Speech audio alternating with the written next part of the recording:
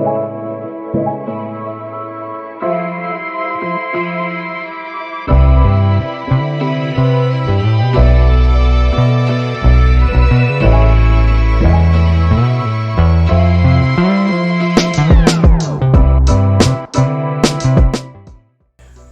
is going on, good people? This is Cam with Elevated Lawnscapes, and we are back at it out here in the yard again. Well, in this video, we're gonna cover the things that I do to prepare for a overseeding for the fall. Yep, that's right. It's that time of year. Time to get ready for fall overseeding. And the reason that we do this is to make sure that we're continuing to improve our lawns, making sure that we're going to be adding some newer cultivars in there. And this video is going to be for an overseeding. We're not talking about doing a full renovation, even though in the back you can see I got some signs of the process of doing a full renovation in the back. So let's get into it. We're going to walk you through exactly what I do for my preparation for fall overseeding. Let's go. All right, so step one for me is identifying if there are any areas that I want to go ahead and fully eliminate. This may be an option for you if you've got like hard to control grassy weeds that a lot of herbicides just have a difficult time eliminating. The fall time, we're gonna be doing seeding anyway, so this would be a good time to go ahead and really knock those weeds out and make sure that you don't have to worry about them come next season. So you can go ahead and apply your non-selective herbicide of your choice to go ahead and really eliminate those weeds. Another reason that I like to do this is if you just have some grass in there that just does not match the rest of your lawn, and that is my case. These areas that you see were like Kentucky 31, they just do not blend and they just stick out.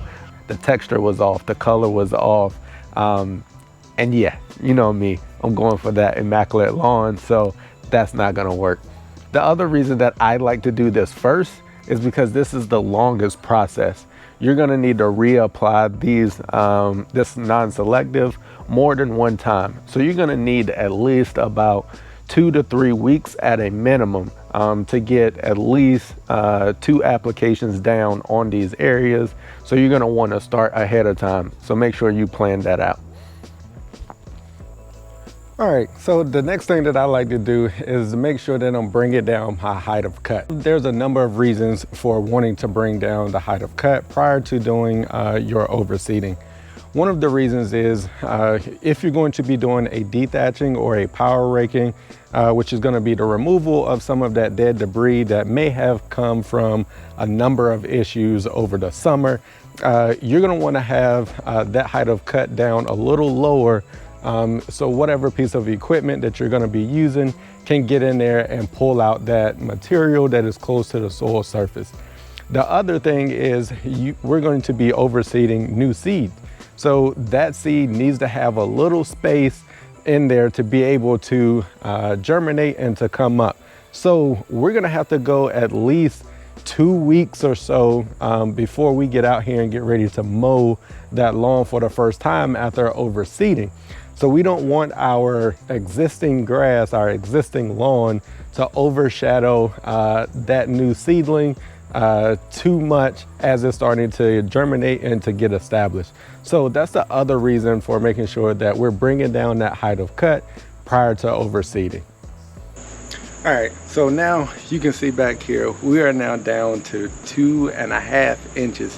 One thing to remember, just make sure you're cutting in multiple directions as you're bringing down your height of cut. We're at 2.5. I think we're gonna take it down to 2.25, maybe 2 inches before we go to that next step. All right, let's get back at it. I think I'm gonna take it down some more.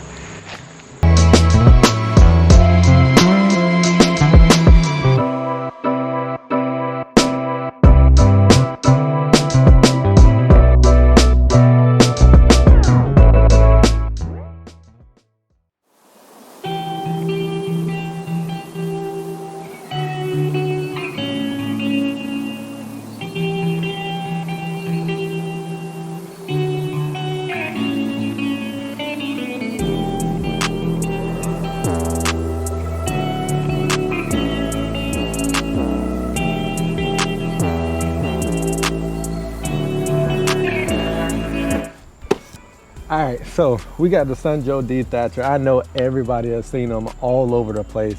Everybody's using the dethatcher. Hey, for the money, it's a real good piece of equipment.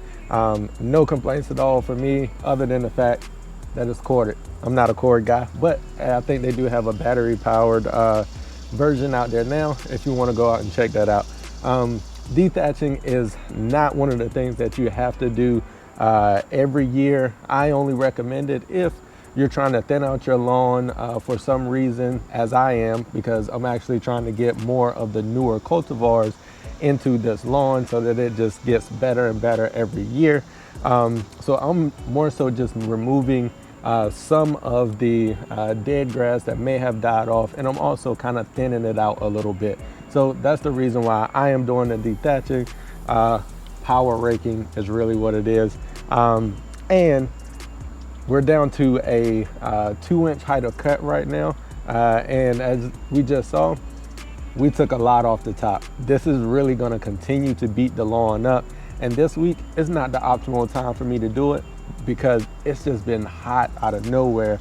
But we're aerating and seeding this weekend. So we gotta get it done. We're gonna feed some nutrients and water back into this lawn so it will recover. But I can say, just like cutting it down to a 2-inch height, this is gonna continue to beat up your lawn, which is why you don't wanna do this in the middle of summer or in late spring. All right, let's get after it.